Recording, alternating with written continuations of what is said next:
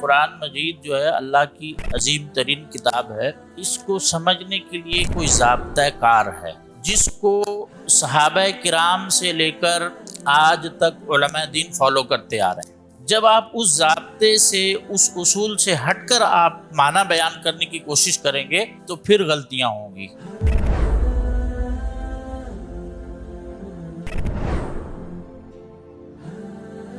جو احادیث کو نہیں مانتے وہ کہتے ہیں کہ صلاۃ جو نماز ہے اس کا معنی ہے دعا عربی زبان میں۔ تو اب آپ دعا مانگ لیں، کسی بھی شکل میں ہو، بیٹھ کے، کھڑے ہو کے، لیٹ کے، آپ نے دعا مانگ لی، مطلب آپ نے اقیم الصلاۃ کا معنی ادا کر دیا۔